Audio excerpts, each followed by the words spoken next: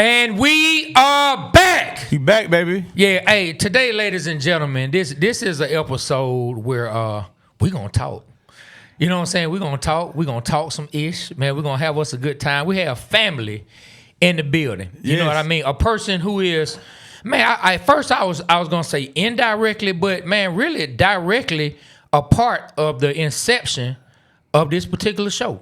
Yeah. You know what I mean? That played a role in the Waterboyz Show. He's the one that pushes off the ledge to actually start doing it. Yeah, man. He's the one who, man, the whole reason Aaron Woe Pittman is a Say part it one of the time, crew, Aaron man. who? Aaron Woe Pittman. Hey, look, he had to show himself. I'm talking within the first 90 seconds, he's gonna find. Ever since we gave this man a camera, he's gonna find a way to make an appearance, man. Shout out to Aaron, but.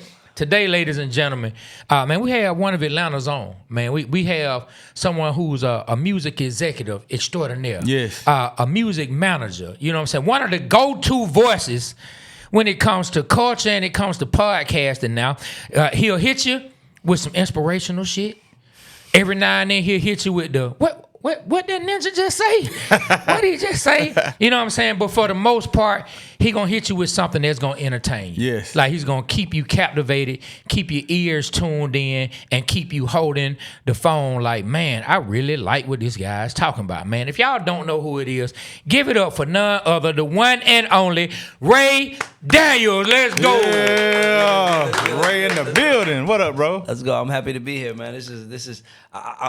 It's exciting watching what you guys are building. I ain't gonna lie to you. Like, it's exciting watching it. Even though you guys took Aaron from me, I think even though you guys took Aaron from me, I'm happy because B Rich is my brother. So like, I rather Aaron be with somebody who we winning with than somebody who I don't know. So B Rich, nah, it's all love, man. I'm happy to see this. To me, we were just speaking about it. It's like I was saying, like I feel like we're all like kind of like stuck in high school. Yeah. We're all just trying to find our voice. You know what I'm saying? So like podcasting is a huge part of it because there's a lot of people that like, it's like I use B Rich for an example. Me and B Rich, we came up together. Like literally the day that Jeff Dixon, Shaka's brother, told me that I had it. Like, yo, you could do it. B Rich was in the room because B.O.B. in Rock City was making a record called Do It Slow. Do it slow. Yeah, baby, yeah. Do it slow, yeah. So,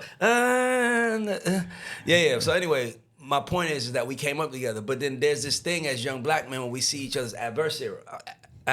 I'm sorry, y'all. I just woke up. I ain't even seen the sunlight. It's all good. All good. By the way, me and B Rich neighbors, so like I ain't even seen the sunlight. I just saw Doug in the fucking elevator. Like, oh, you going up too? Like, this is my life. So I just woke up. So Aaron, no, I usually got to get myself ready, but I'm here. But yeah, we see ourselves as like adversaries, and it's like you start realizing that we ain't got to hurt each other. Like I remember coming up seeing Doug, hearing Doug Peterson, Jason Jeter, and just like you just a young nigga trying to get in the game, and you hear this young kid Tip coming up, and you hear B.O.B., and it's like you just hear these people, and we all came up together. But sometimes I feel like the thing we didn't do together that I want to encourage the young people to do is we didn't sit in the room and say, how can we help each other? 100%. We were so busy trying to say, how can I get mine? 100%. Like I was telling you, how could I get mine so I could go?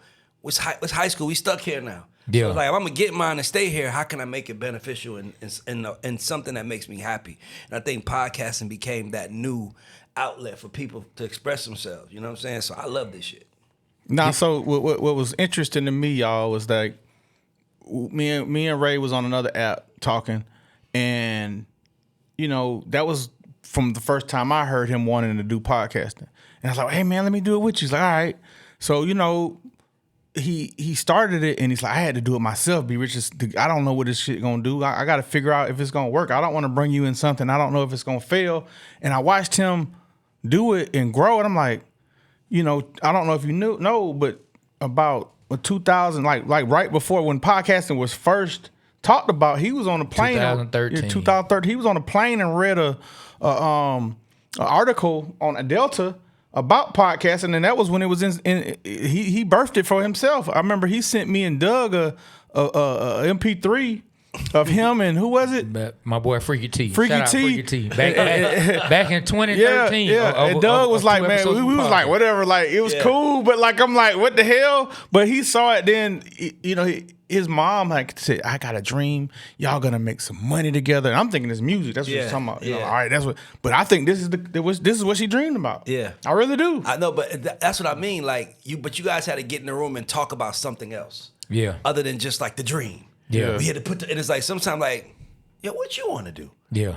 Man, I kind of want to like. It's like, and that's Yeah. kind of how it is. That's what I mean by we got to spend more time talking to each other. Yeah. This to me is like I'm just hanging out with two of my homies and his cameras here. Like that's how I look at it. Like, Yeah. let me go holler at them niggas, see what they got going on in their classroom, what they talking about today. You know what I'm saying? That's how I look at it. And one thing I want to thank is that you allowed me to come on the show a couple times and that's when it hit me. Like, I like this. And I didn't know, fun, right? Yeah, and so I was like, the hardest thing was finding the guy that can record you, put it all together. The Aaron Woe Pittman, I'm thankful for him because he was loyal to us. Yes, when Aaron, no, when no one, when no one, I love Aaron. He was loyal. By the way, Aaron didn't leave me for the record. Aaron had something that happened, and I told him like take time and come, all the time. So he didn't leave me. If y'all don't know, man, if y'all don't know, like me and Ray probably the biggest assholes in Atlanta, so it's hard to work for us. So I'll tell you that now. So I feel like people use me as like a springboard. Like I'm gonna work for this nigga for 3 months. Tell somebody I work for Ray Dance for 3 months. You're hired, nigga. I already know. Like what? Say, if you made it through that, you can make it through anything. Let's go. So look, let me ask you this, Ray. Well, when was the point? Because the way I see you move when it comes to podcasting and how much you put into it and put into yourself, when was the point where you said, you know what, I can become a brand myself and help springboard even more of what I want to do? Because it seems like you put a lot of attention into that these days. You know what? I didn't say I can. I didn't say I can become a brand. I said I better. Because what you start noticing is like, like Be Rich and I, like we're here, Doug in the room, like this, I know 20 years at least, because I've been in the 20 years of experience in music. So this is all we know. This is all we do. So then you start realizing that, damn, this artist don't need me as much as they once did. So now they don't have to pay me. Like we ain't running in the trenches. Now they at home with their wives and I'm at home on mine. And it's kind of like work now. Like, hey, we got. So then you start becoming essential. Like who needs to be here, right? Because everybody, like I said, was trying to figure out what our lives look like. So for me, I feel like there became this. For me, it was like, shit. Like how many brands did I play a role in building that's still gonna benefit to a family that's not mine? And it wasn't even like I was mad. It was my thing is this. It's not like I'm saying be the artist, but my thing is this. If you're the manager, you better be a brand. If you're an assistant, you better be a brand. You better be the king assistant, right? That's what I mean, because you have to make sure the world is watching what is happening around you, because that's why Tip is still eating 20 years later, because the shit he did in 2007. If I was there and I ain't on his team no more, nigga, I can't benefit from work I did in 2007. Yeah. Like he can in this scenario. So I start realizing I got to figure out a way to benefit from myself. Yeah. So, and it wasn't even nothing against artists. It was just, man, we getting older. They start getting wives, and wives start getting in their business. Not even in a bad way, but they wives start getting their business. The kids want to get in their business, and you realize they got to make room for other people, not you. So then, but you start also realizing, where am I going to make room for mine at? Now listen to this. Like I hate convincing artists to do something that's for them. We'll have, is in a label would say, hey, we want you to go do this run, this radio. Yeah. I don't want to do that for the label. They got 50 more artists in line. They're doing that for you. This is gonna promote you, make your brand bigger. Yeah. And they act like they spiting the artists because they don't want to do it. Yeah. Dude, okay, you may have inconvenienced them at that day. Yeah. But they go, okay, we'll never put him in line again. We're gonna go to the person that wants it. So that's why I had an artist popping in pep rallies, popping. So you have, the local radio station, hey, can such artist come do this pep rally? I don't want to do it. I'm playing a video game. Bro, I'd rather put that marketing into us, because I know he want it. I know I want it. I'm going to do it. I was on the phone, swear to God, bro. That's what, I love you, bro. You my dog. Because I was on the phone with somebody last night. They was talking to me, and they was like, Ray, I want you to do 1, 2, and 3. And I'm like, do all of them. Yeah, of course. They was like, well, I know you don't want to. I said, I don't give a fuck. Yeah. I'm there. Like, because asking Ray, let me give you an example of what I mean. Asking Ray to show up to judge a talent show that's like beneath where I'm at right now, right? I don't want to come to that. I've done that. I got people that work under me that should be doing that right now. But I want to talk to Ray about how we can help make our community better. I want to talk now. Now I'm here. So It's like, you start realizing that you going where your interests are. Like, and for me, where I'm at now, like, I feel like artists, they think that it's been there, done that, where they're like B Rich, like, I'm not doing this for them. It's like everything is us. They don't. That's why I'm like, no, you're doing this for you. You know what? Fuck you. Hey, you know who do it for me, my nigga. I do it for me. I'm gonna show you how to do it. Hey, you know who taught me the ultimate cheat code? Who? Dollar DP. So listen. Tell me. All right. So I was the type to go to an event, right? I go there 5 minutes and I'm out. Yeah.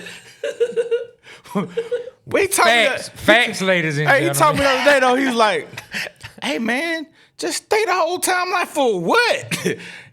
So at the end of it, he's like, "Now you stayed the whole time. Next time they ask, you don't have to go." Hey man, I got you my whole time. I'm like, damn. You also just gave out my secret. Hey, the secret sauce. Hey, bro. Hey, that's a cheat code. Hey, I don't care, like, man. Nigga. Hey, Ray on here too. This going viral. Yeah, y'all put him on.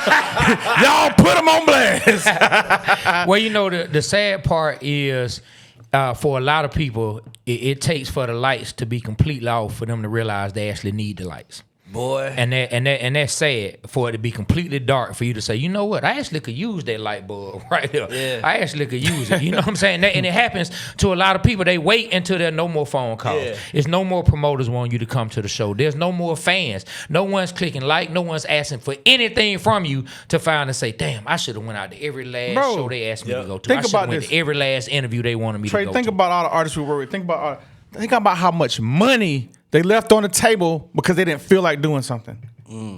How much you think? No. How much you think you left on the table with artists? Millions. But they leave so much opportunity on the table because they're chasing up. They don't have the vision to chase left or right. So if you're looking up and the nigga to your right is about to be that next nigga, when he shoots up, you gonna see him then, and he gonna look it down at you like, nigga, I was standing next to you the whole motherfucking time. You just didn't see me because you were like so that. busy looking up.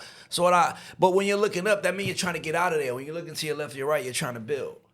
Right? So it's like, somebody grab me, bring me out of this shit. No, it's to your left and to your right, and you got to build like that. And I think that's the way artists, they're looking at it wrong. Everybody's so much in a rush to say, I'm not like y'all.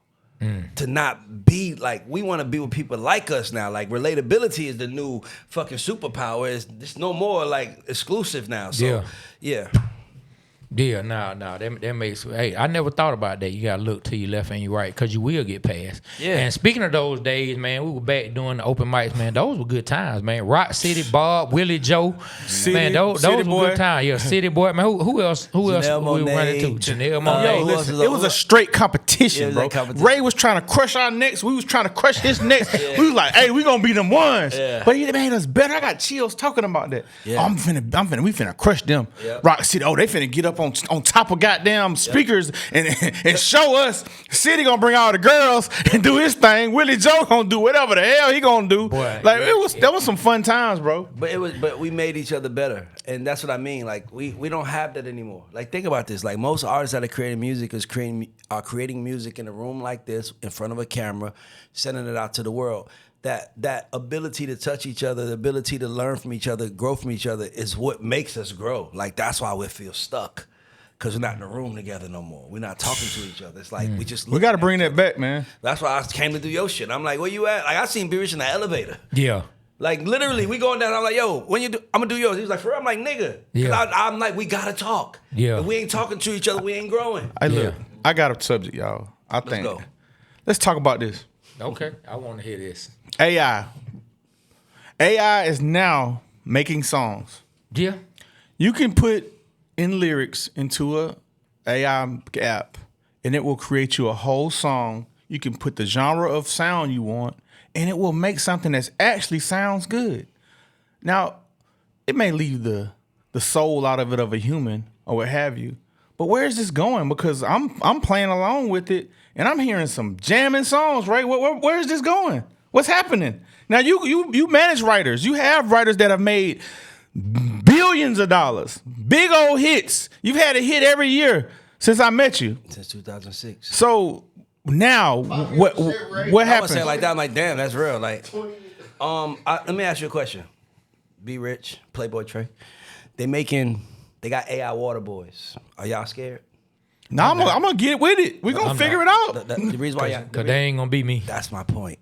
My point is this: is that we've allowed technology to minimize AI to minimize music to just songs. Think about what we talking about, like songs. Like Patti LaBelle, her music wasn't just a song. We connected to her.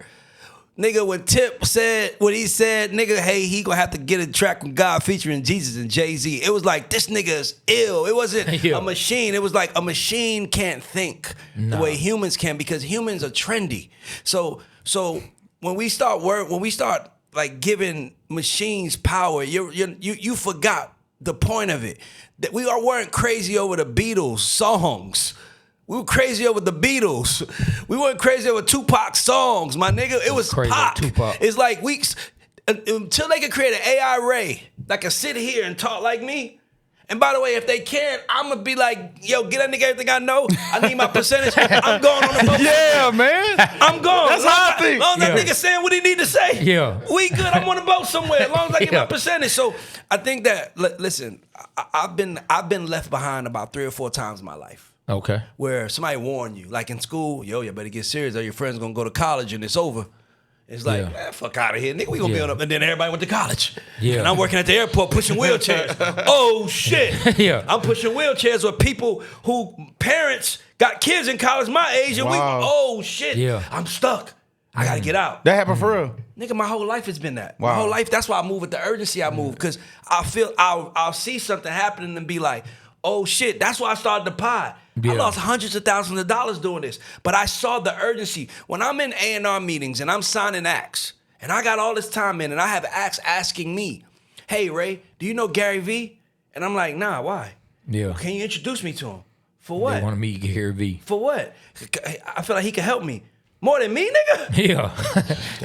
Like, nigga, more than me. No disrespect to him, but like, nigga, he's a fan of what I do. Yeah. And for me, it was like, you start realizing that the internet mattered to these kids more than real people. So I said, I got to get my ass on the internet like a real person and talk. Because if I don't, you're going to have to, like, nigga, y'all know this sounds crazy. It's me being silly right now, so I'm only joking. But it's a real thing. K-pop demon hunters have a big hold on my 8-year-old daughter than I do right now. Wow. Thank God K-pop demon hunters is positive. Thank God it's like, you're my little soda pop, soda pop. Like, they got my kids under control. They got them under control more than I do. And I can't, and they're my children. Yeah. The world is changing. These are the new gods. So when you start realizing these are the new gods, it's like, nigga, I need to get my voice in that Bible to talk to people, because if I don't, they're gonna believe what people saying on the internet. More, nigga, when you see, like, how, like, by the way, let me just stop and break for it. How the fuck are some of y'all giving advice on music when you don't have a plaque? Man, when you don't have 3 plaques, when you don't have 10 plaques, how are you telling people? Let me just tell y'all something. I'm sorry, because I'm up now, Aaron. You know when I'm up, I'm cooking. How the fuck? Let me tell y'all something. And Doug is in the room. Doug, you know it's a much easier business to take one artist to the top and make $1 billion with them than to take 10,000 artists to the top. We all know that, right? So why would someone encourage to help 1,000 artists go to the top when if they took one to the top, they have a better life? Because they can't do it. You're pushing them to the top, dumbass artists. If they got 15,000 artists paying them X amount of dollars, nigga, we got niggas that ain't made a dream selling it right now. I need to get on the internet, bro. Because let's be clear. I have right now, we currently have 3 of the biggest pop songs in the world. I have the biggest, Tehran wrote the biggest K-pop male K-pop song, female K-pop, male K-pop 7, male, female APT. I got records everywhere. Like, I got lists. Like, I'm like in the business. I'm getting money in this shit. I can make $1 million a year from my motherfucking bed. And I'm still out here helping niggas.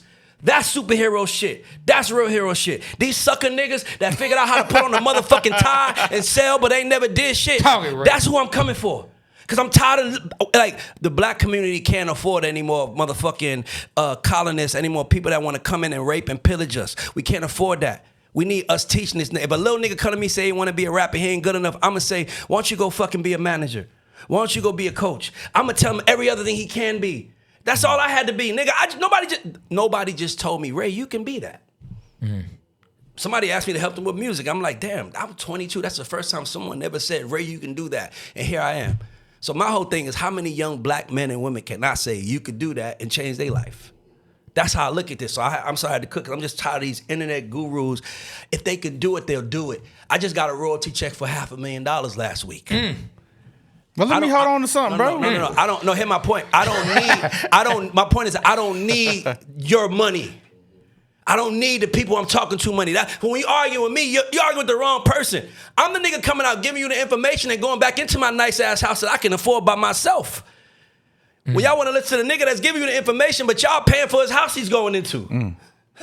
Nigga, which one you want? Man.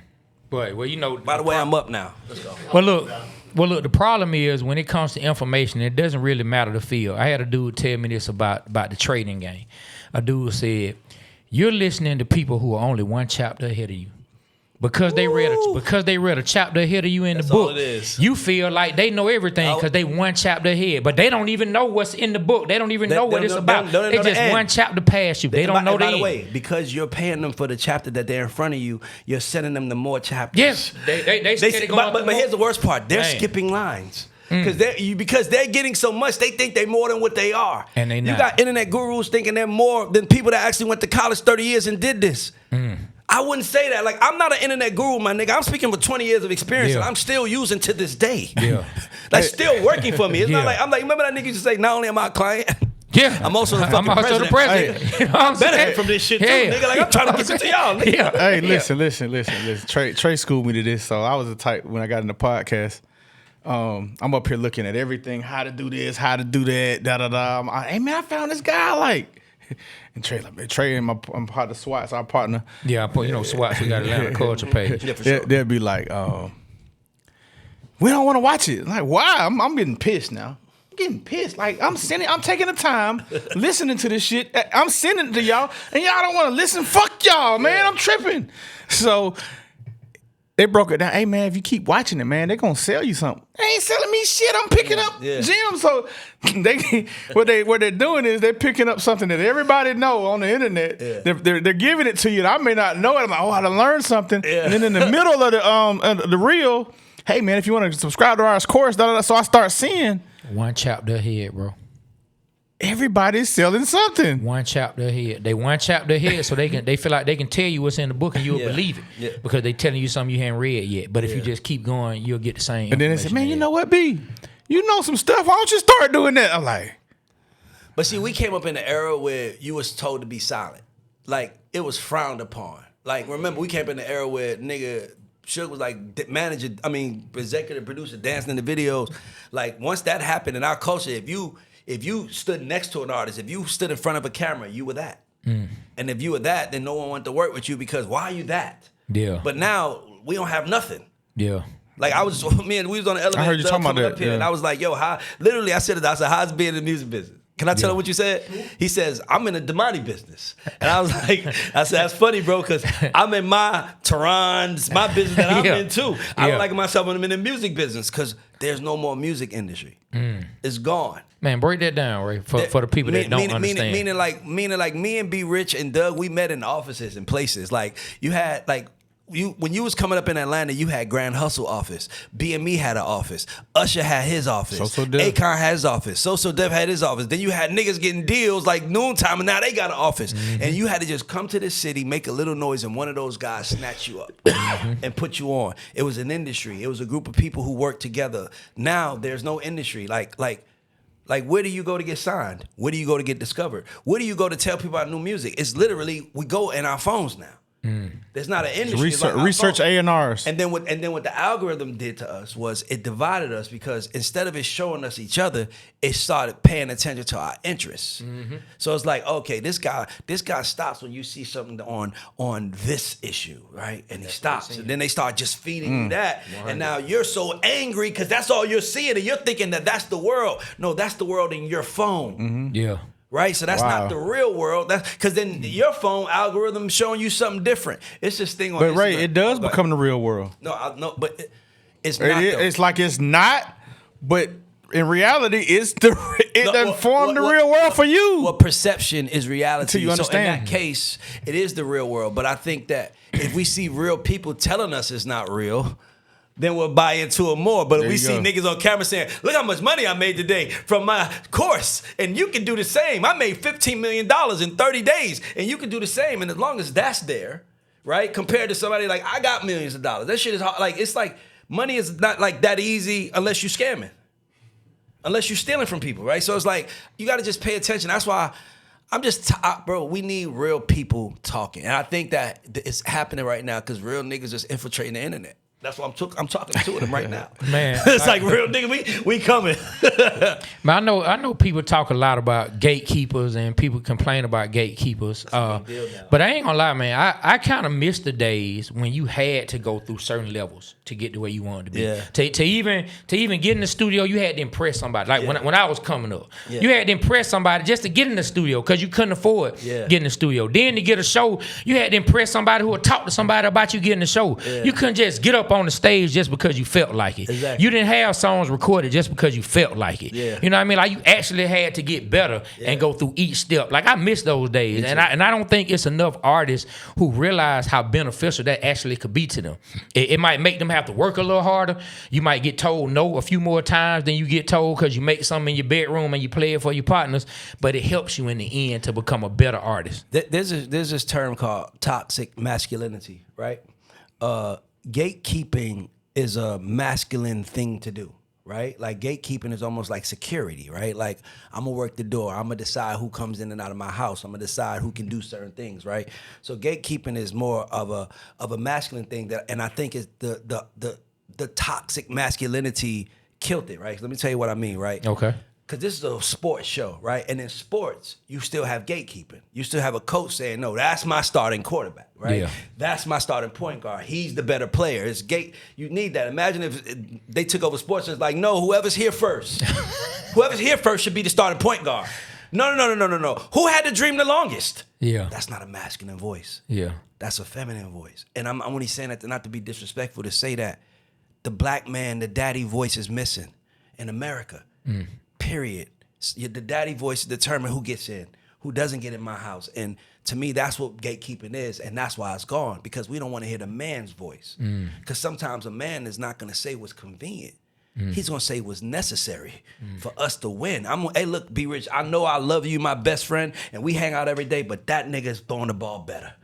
And at that point, as a man, he can either say, but I feel like, nigga, that nigga, you threw 8 interceptions. Nigga threw 5 touchdowns.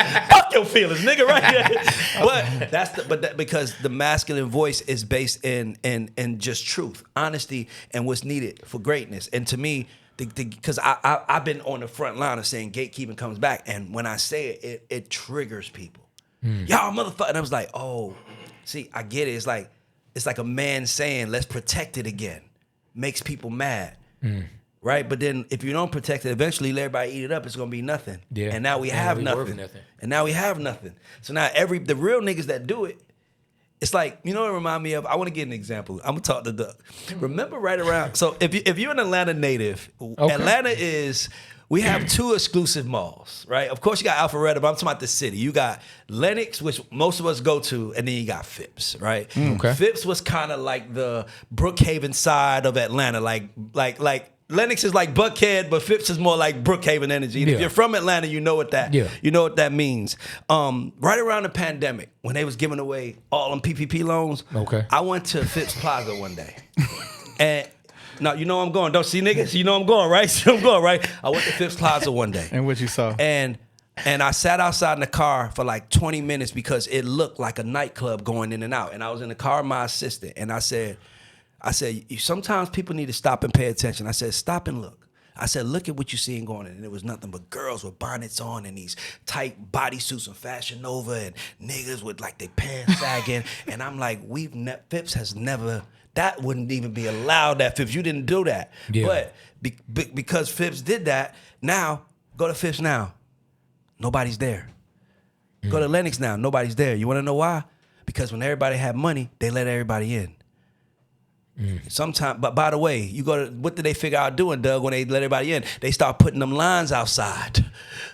Oh yeah, you go to the Louis store there. I was like, we all there and one at a motherfucker because there was too many of us. But now the line is turning off. So the line turns off, the niggas that actually go to Louis and Gucci regularly, That didn't just not. So now I don't even want to go to Louis and Gucci no more. I got me waiting in the line to spend $5,000. Nigga, fuck you. Oh, yeah. But when you got your PPP money, you like, yes, I can't wait to spend this $5,000 so I can show niggas that I got Louis now. And what happened is they lost the real ones.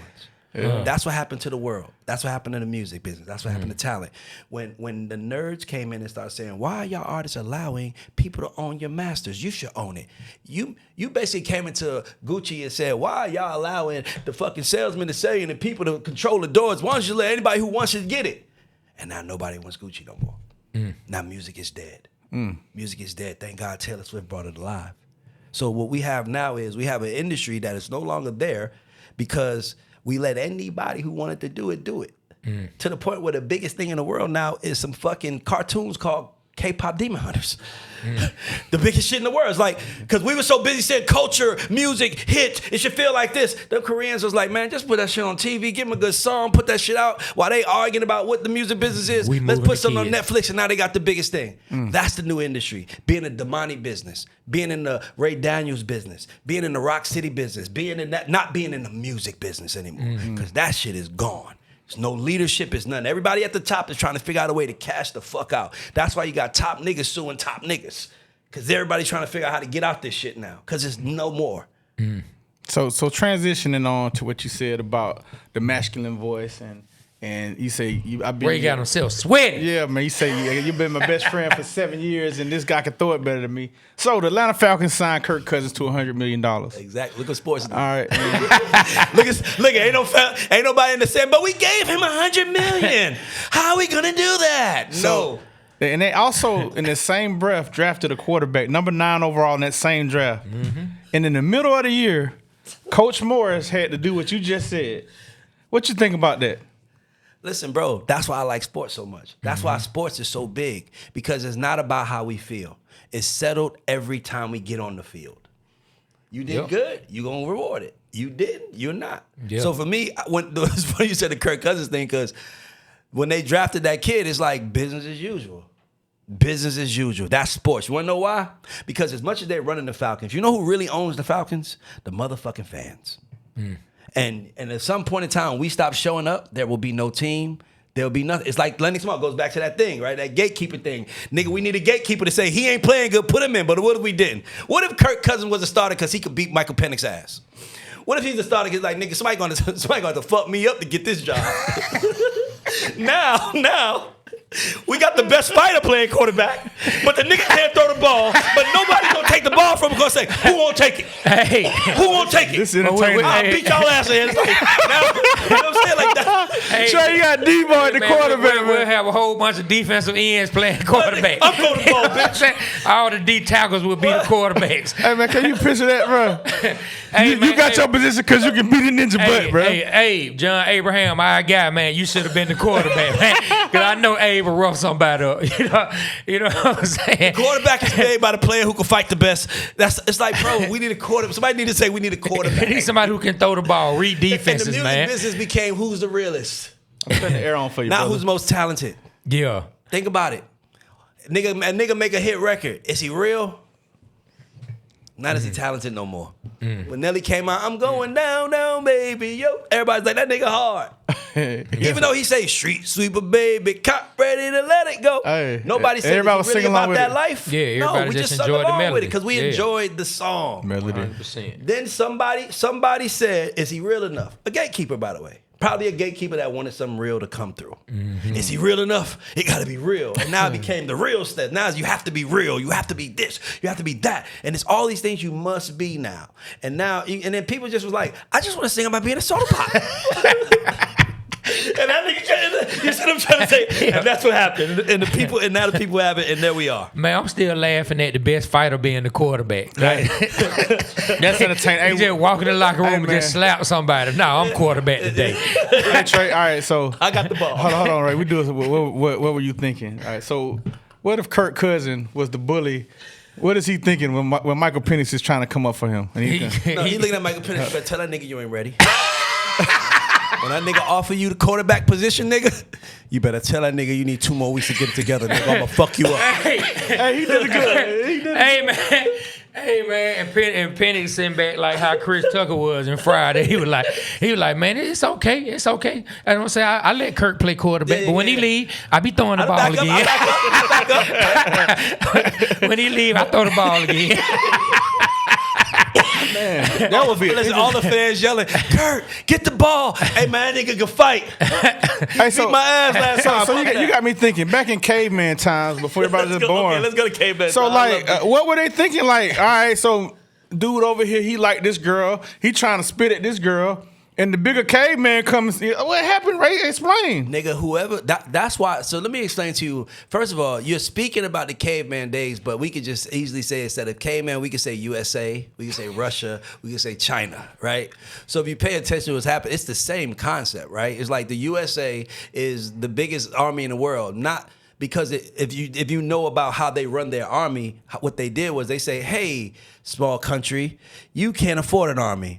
I'm gonna just put my army there and I'm gonna protect you. No one's gonna bother you. Hey, Ukraine, I'm gonna give you an army too. It's the same concept. It's just I think women got tired of what the world was. And the feminine voice started rising. And because the feminine voice is reasonable and it's needed, right? And I think it started rising. And then I've been on this on my shit for the longest. I'm like, pay attention to politics. Politics tells us everything, right? And I don't want to talk too deep about it because it pisses people off when I speak facts. But politics to me is about what people wanted. So to me, what I felt like was happening in America, I felt like America started looking soft. We started becoming the rainbow nation, right? And there's no disrespect. I'm just saying what I saw happening, right? It was like, you got to remember though, you got countries like Russia, countries like China who don't play that. You could come, be free, wear whatever you want. Like the USA is considered the best country because it's freedom of speech, freedom of expression, right? These other countries, you just can't walk the street and address and be like, I'm a woman. They're going to call you that. That's what I'm speaking about in that sense. So what I was saying, what I think happened was that's why I think we got Trump, because it was almost like, men was like, I just need a man. I just want, even if we don't like the nigga, it's like, you just tired of like making everybody feel comfortable. Sometimes you got to tell somebody, nigga, that's not for you. You ain't good enough for that. Gatekeeping. And that's what's really, like, that's what it's all really about. It's just gatekeeping. It's like, do we want to hear someone control us or do we not? And if we do, what kind of control do we want them to have? Same shit. Hey man, I'm telling you, when I tell you, man, like I'm gonna be laughing about these Kirk Cousins, like not it's in my thought process. Hey, like I wish we could do cartoons, man. We need a cartoonist, man. I'm trying to tell you, bring man. that to life. No, you can just tell AI to do it. Yeah, you can. It's say Kirk go to Pennies. Yeah, we're gonna probably go a little longer than that, but appreciate it. Yeah, but say Kirk telling the old Pennies, man, you ain't ready. But look. So we do something on the show a lot of times. Something that other people do, but we want to get your opinion on it. B is real good at throwing out the Mount Rushmores, like asking people what are their Mount Rushmores or certain things. So I'm gonna let him pose a couple questions and see who you would put into these slots. Let's go, Brian. All right, so since we all from Atlanta, who's your Mount Rushmore of Atlanta figures? Like for instance, a Ted Turner, that type of stuff. Oh shit! I think you. Nah, man. No. My question to you. And when you give the answer, explain why. Don't just say. That's what I'm saying. My question to you would be, when you say figures of Atlanta, it's like, are we talking? Like, no, I'm not talking music. We're talking overall Atlanta, like a Martin Luther King type. Like when you think about Atlanta, you think of what these you thinking people. about? So I think about Atlanta. I'm gonna think about Tip and Ludacris. That's what I'm gonna think Give me about. your Mount Rushmore. That's what of Atlanta figures. But be real. See, I gotta stop. Let me just say this. I do this too. Sometimes you can say some shit and they'll eat your ass alive and be like, this stupid nigga. So hold on. So what I'm trying to do right now is specify. You trying to soften it up. No, you just talked about beating people's ass. I'm trying to know what I'm saying. If somebody come up to you, club them like a caveman. Okay, so look at it like this. I look at this like this. It's podcasting, right? This is our classroom. Look at the wall. We know what this is about. But then there's other podcast classrooms over there that's looking at might say, Ray, you really disrespected Andrew Young by saying Tip.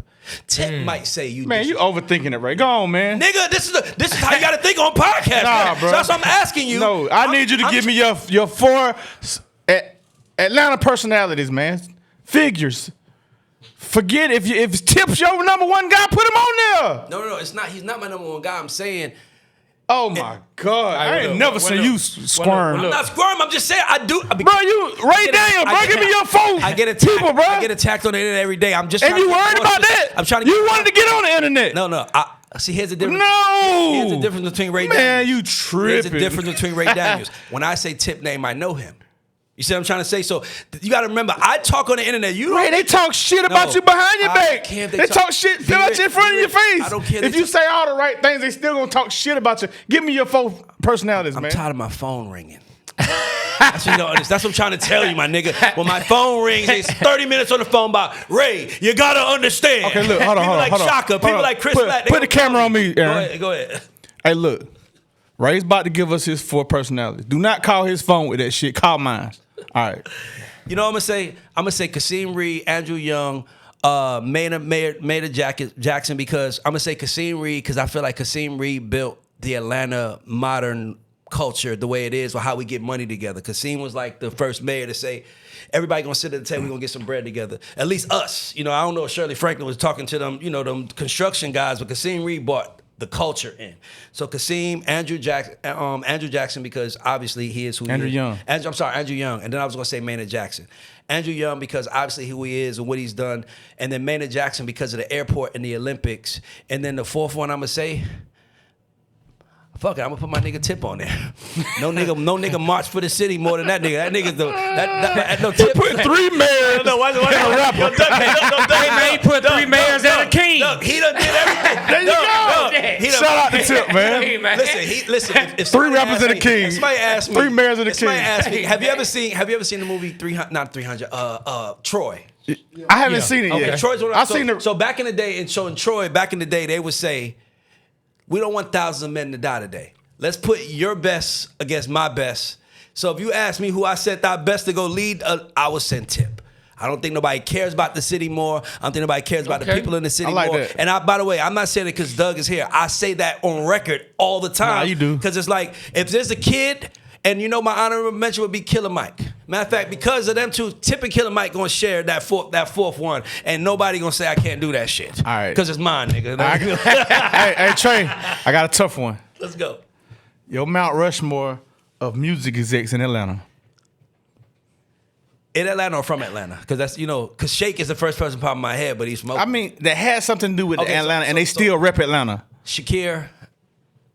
So, hold on now. You got to educate these people who they are and tell us why. I'm saying Shakir Stewart because Shakir, he signed Jeezy, he signed Ross, he signed Beyonce, and them the deal when he was a kid. Like, to me, he was like, when Atlanta became Black Hollywood, I feel like when it stopped on us, he was the face for what a black exec was. So I would say that. I'm gonna say Shaka Zulu.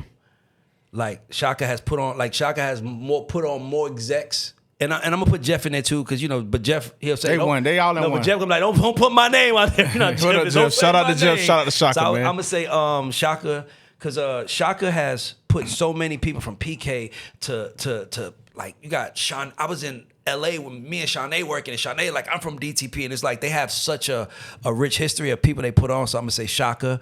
Who else could we go to? 2 more. Jermaine Dupri. I like that. Because Jermaine is He been the around, biggest. bro. No, but he's also the biggest producer in Atlanta history. He's at the top of the food chain no matter what you're talking about. So I'm gonna say Jermaine, and then the 4th one I'm gonna say is Rico. Rico Wade. I think Rico Wade was our Puff. He's our Russell Simmons. He was, and if people don't know, Rico gave us Outkast, Goody Mob. He did Waterfalls with TLC. Him and T-Boz were like best friends, and they all came up together. And to see what Atlanta became, to see Killer Mike, who's almost 50, who came from that as a young man, to see Future, who's in his 40s, who came from that, to see all of us, like when you out, and it's like when you see anybody from the dungeon, it's like you feel like you're in old Atlanta. You feel like I don't know, it just feel like a safe place. I like that. Rico. I like it. Man, look. Dungeon too, didn't Yeah, you did. Yeah, he did. Look. Speaking of Jermaine, I want to ask you this: Why do you think more people don't put Jermaine where he should be? I'm always seeing Jermaine have to remind people who the hell Jermaine is and what he's done. Why don't more people just automatically, like, doing what he's accomplished? He should automatically, like, it shouldn't even be a discussion for anybody. He don't ask for it. So you got to remember, like Puff had, I thought I told you that we won't stop. Like, it was like they was in your face with it. Jermaine just was having fun. He didn't ask for it. He didn't say, I did this. And he do it at his own time. And that's another thing. And he do it at his own time. But I was about to say, he's like an only child. And he's like, he grew up playing video games. Like, Jermaine, if you get to know him, he the coolest nigga in the world. He's just to himself. Unless he fuck with you. So because he's to himself, he's over here by himself, I think that people are not screaming his name. And not only that, he didn't have street niggas around him who are still around him. Jermaine always had. And what I mean by street, I mean like just like those legends, the Rico, the street shit you hear about. Jermaine was just making music.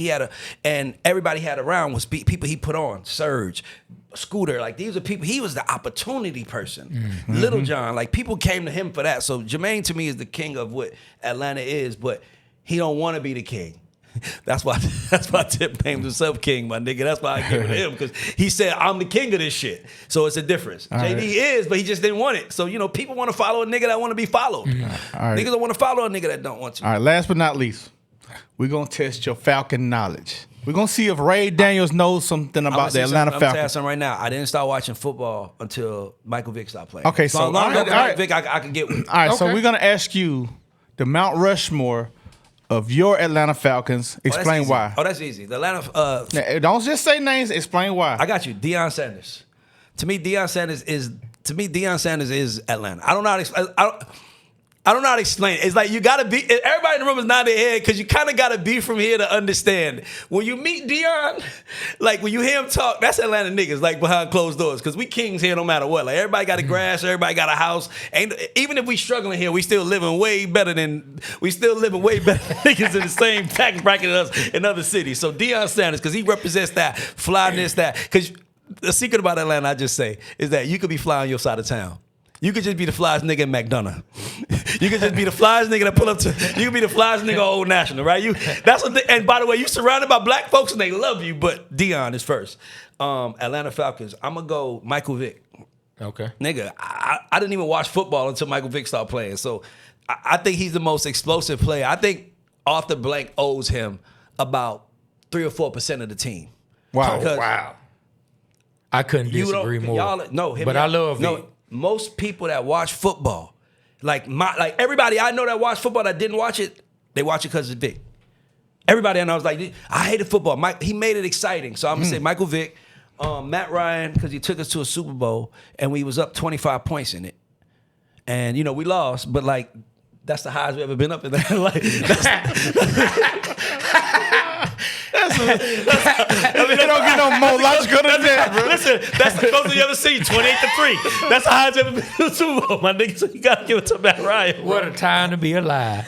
All right, and number 4. And then I'm gonna say, I want to say Jamal Anderson because of the Dirty Bird, but that nigga played me one day so bad, bro. When I was pushing wheelchairs, I can't give it to him. I pushed that nigga in the wheel. He don't know this because we see each other, we cool. But this nigga played me in the wheel. When I was pushing wheelchairs in the airport, he got hurt. Yeah. Or one of his players got hurt, and I was pushing. That nigga played the shit out of me. So I ain't gonna give it to him. Even though I like the nigga now. Tell us the story. I'll tell you, Julio Jones. Okay. Julio I ain't mad at Julio. Oh, Julio. He is the greatest wide receiver in Atlanta Falcons history. Can we name one that was better than him? Nah, you're right. So that's what I'm going. I mean, you can Roddy White. Guess what? Roddy White wasn't. I think that was. Hey, guess what? That was my exact Mount Rushmore. For real? Yeah. Deion, Vic, My nigga. Ryan. Yeah. That's pretty good, man. Hey, I'm impressed. So look, but I want to ask you something. So we talk I want about. to talk sports, but I'll come back and talk sports one day, Aaron. I want to talk sports. I like sports more than I like music. Okay, we'll talk it then. All right, Atlanta Hawks. What's going on? I don't like. Okay. Okay, go ahead. You don't like. Wait. Please don't tell me you were about to say. No. Cause B Rich head will explode if you say this about a particular player. I also said I didn't start watching football to Michael Vick. Okay. I've been watching basketball since I was a kid in the Bronx. Okay, let's go. So my favorite team is the Knicks. Okay, let's talk about the Knicks. No. Hear me out. Now I love. So you don't like Trae Young? No. I love the Hawks. Hold on. He showed out on the Boy, Knicks. you was about to go he there. shined And I'm on so the crazy. Knicks. I love the Hawks. I just personally don't like Trae Young as a player because he fucked with my Knicks. Read that. No, listen. Hey, by the way, There it is, everybody.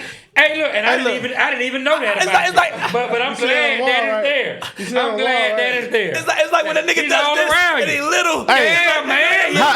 It's like, Yeah, man. I didn't didn't know this. Hold on. Yes. I hated that shit. Hold on. I didn't know this. So when the Hawks went to the Eastern Conference Finals, and I think we had round 1 or round 2 the Knicks.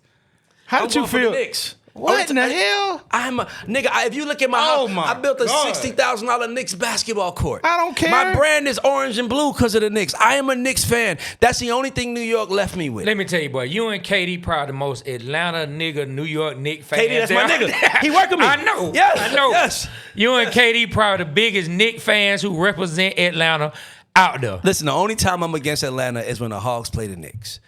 Any other crazy. time, I'm You with know the. what? I didn't know that. I'm glad that I'm dressed the way I'm dressed today. I got my Hawks hat on. No, but listen. I got my neat So you probably thought Jordan won the 88 dunk contest. Sweatshirt. No. Who won the 88 dunk contest? I ain't gonna lie. I was so fucking poor back then. I couldn't. I didn't have to in the house to watch a dunk contest. I ain't gonna lie to y'all. I just saw highlights. Hey, well, look at that shirt. Look at that shirt. When Aaron, get on there. No, listen. Neat won that I want to dunk say this. contest. I love the Hawks, y'all. Like Stacey Augmon, like Dwayne Farrell. Like I really love the Hawks. Okay. Like John He said Contract. Dwayne I'm going back to John like, Contract? John Contract. What'd you call him? John Contract because he got a contract. The he reason why deserved. Kevin Willis. The reason why I'm saying this is to let y'all know that I've been Kevin watching Willis? the Hawks. I cheered for them. Wow. It's just. Listen, when the Hawks had, what's that dark skinned dude name that played? He was good, but he wasn't good. He took us to the number 1 seed like 10 years ago. Come on, Joe Johnson. No, not him. The other nigga. He was like he was the leader of the That's team. the only dark skin. Huh? Paul Millsap. Paul Born Millsap. like Paul Millsap. Came from Paul Denver. Millsap was the leader of the team. When did that happen? When we was the number 1 seed, Al that's Horford was always the number 1 guy. Nah, I say something for As debate. far as a leader. On that As far as team, a leader. I hear you. Al Horford I hear was you, the but on leader of that that team, team. on that team, it was just an all-around team. I'm just talking about. I'm not talking Al about. Horford didn't say they can't even talk English properly. Al Horford was the leader of the team when it comes to being a leader. I'm not talking about playing or who can score more. I only brought that I'm up. talking about being the leader. I only brought that up to say that. Al Horford gonna I only swing brought on that B. up. Rich. I'm sorry, Al. I only brought Come that to the up. house. I want I you. only brought that up to say I love all the Hawks teams. But you just can't stand Trae Young. Trae Young. Because he signed on the Knicks. Because he signed That's on the right, Knicks. Trey. And then let me tell you something. Hold on. Let me Hey, switch Trey this. win, Let me win. switch this to my camera right quick. You see how we do it. We got Yeah, I we like switch that, I out like on camera. Hey, Trey, sign on Ray. If you see him courtside, sign on him. If you see him at the car wash, sign on him. If you see him at Phillips when it ain't nobody in there but you and him, sign on him, Trey. Sign on Ray Daniel. Hold on, put the camera on me. Hold on. Put the camera on me. If he asked to come on the God Show, sign on him. Now, here you go. I won't ask him. Oh, don't do our guy like that. Nigga, let me tell you something. Trae Young is the I GOAT. want to teach y'all something. You know what? I'm going to teach y'all something about sports. Please do. The Knicks, I'm not even lying to y'all. I swear to God on my dead father, the New York Knicks taught me what love was. What? Nigga, let me tell you. Okay. Let me get it Okay, out. I'm Let me tell you why. listening. Break it down, because, break it down. because we have been terrible for a long time. We have terrible ownership. We had terrible You leadership. talking about the Falcons, No, bro? Nigga, you want me to tell you? Want me to get my Okay, story go out? ahead, go Just ahead, trying to tell go you what ahead, go I'm ahead. telling you what I learned. Go ahead. We had bad leadership. Basically, what I'm trying to say is that if you were New York Knicks fans, you had no option but to cheer or boo or go away. And I don't boo, and I ain't give us nothing to cheer about. So every year I would go away, and then I'd be like, I don't like them. I don't give a fuck them. And then by game 10, I don't give a fuck if they 2-8. I'm still like, man, fuck it, go Knicks, because like I can't help who I love. I can't choose who I love. I wish I didn't love them like nigga. I wish that I loved I wish that I was a Laker fan and I loved the teams I was winning, but I love the Knicks, and I wish I didn't, guys. I wish I wasn't mad at Trae Young, and until Jalen Brunson gets his fucking get back for our team, and is standing on top of him with his motherfucking hand like this, I'm not gonna fuck with Trae Young. So I'm gonna raise my hand. Are you sure they showed you what love is or abuse? Because that sounds like love abuse. is abuse, though. Love is abuse. That sounds like abuse. I'm in an abusive relationship. Hold on. I've been in an abusive relationship. We in one with the Falcons. We can't talk. We are in one with the Falcons. It is what it is. I ain't gonna lie. You just described the Atlanta Falcons. Bro. I know. Like, bro, since 1980, you have just described what Doug, Trey, myself have been going through. Do you know I think Trey's kind of like on a new journey. But he'll say, man, I'm not letting it affect my Sundays. I'm trying to tell you. Hey, I'm telling you, man, it affects my Me Sundays. too. That team taught me who I love, and you can't help who you love. So I love the Knicks, bro. And I love if the Hawks playing anybody else, I'm with the Hawks. But it's just when the Knicks are playing, I love the Knicks. It's not the team. It's not a player. If Trae Young came to the Knicks tomorrow, I would love the nigga. This just shows you how emotion works. That's what I'm telling you. They taught me about love. You know what, Ray? By the way, listen, I love my woman. If one of them niggas from the Hawks, I love the Knicks. If one of them niggas from the Knicks are smashing mine, fuck the Knicks. Well, you know, I'm just it's love. It's just love, bro. I'm just finna I know let what you it know is, something Trey. now. Trey Young done hollered at one of his girls, man. His girl. Listen. how did I'm you finna girl? let you know something now. Every time Trey does something, listen. Ain't no nigga from out of town ever could take an Atlanta nigga. Bitch. Hey, listen. Man, you a bad nigga, bro. Hey. We pimps. We Southern playalistic Cadillac fucking music. We gentlemen. We gonna greet you with a hand. You can take my bitch to Atlanta. You can take an Atlanta nigga, bitch. You only can take her out of Atlanta. You can move to LA, dog. You can't take her in the city. In the city? Come on, bro. Well, I'm just letting you know now. I don't know if you ever check your comments, but every time Trey does something, you're going to see some ice cubes under your comments. Under any post that's out there. From now on, I'm going on there posting about 1,000 ice cubes every time Trey Young does something special. I'm going to get you and now. I can't wait till he beats the Knicks. I'm going to get you now. Trey Young plays for the Charlotte Hornets. You still got that written down? Of course, man, because he plays for the Hawks. No, he played. I can't even envision it another way at the moment. Hold on. I can't even envision it another way at the moment. We don't know. No, he's just saying. I'm just saying we only really respect Trey's game because he's a Hawk. That's what he's trying to say. I said for a Brunson, team. You wasn't thinking about Brunson when he was in Dallas at all. I ain't gonna lie. When he was in Dallas, and you gotta remember, I'm a basketball fan. When Luka went down in that series and he was the starting point guard, and I was watching him play, I was like, that nigga is nice. That's one of the biggest mistakes that I think Mark Cuban made with that franchise is not keeping Brunson with Luka. I know he was probably thinking that Luka's so ball dominant that maybe both of them couldn't exist. Or maybe he didn't think that Brunson was going to continue that play and was worth that money. But I think had he kept Brunson and Luka on that same team, man, I think the team, I don't think they will be where they are now. Some people think they're going to be good, but I don't see them with Kyrie and AD. I don't see them being able to go as far as they would have gone if they still had Luka and they still had Brunson. That's just me. Well, look, man, it's funny when we having fun, man. Like, anything you want to ask Ray? Nah, man, I know you gotta go, man. I was gonna. We live in this. We neighbors. Like B-Rich, I told you I'll come. I'll come. It give me a reason to chill in my crib in the city. I knew that was. That's only a New York nigga. I knew that was gonna happen. That's not no player shit. That's not no. I knew. That's not no player shit. Bro. See, when you're a room full of players, Turn the you don't camera gotta. on yourself. Every time you do, we lose viewership. They just unsubscribed. Yeah. Scorpio ass nigga. I knew as soon as you said it, I was waiting for it. I'm like, I know Aaron, boy. He is about. No, you would do the same thing to me. But listen, seriously though, like I started the show, you definitely played a part in the inception of this show, and we appreciate what you've done for the city. Thank you. I know B Rich, he can go in even further what you mean to him as a friend, but we just appreciate you, man. Yeah, I like to say, like, at that time, you know, when it was time for me to figure out what I was gonna do, you kind of like pushed me in the water, man. You pushed me off the diving board to just say, all right, I gotta do this, and it was scary. It always is. It was scary because this, you know, the music industry with the artists and just how they are, it's kind of got burnt out. Yeah. And I got love for this. I love it. I think about this every day. It's exciting, right? Yeah. I got love for this. It's like the new music industry to me. Yeah. You know what I'm saying? And once you start turning it into money, they're never gonna get you again. Once you start turning this into making more money, like I still ain't hit that number yet. I'm still making way more music, but once that shit gets it's coming. close, I think the God Show, the Waterboyz Show, it's just a matter of time. It feels like the open mic days. Let's go. Hell yeah, it does. This is the open mic days. I came on your show, my nigga. Hey, we gotta come on yours now. Y'all, nigga, come Tuesday. Like, I love this shit. Let's go.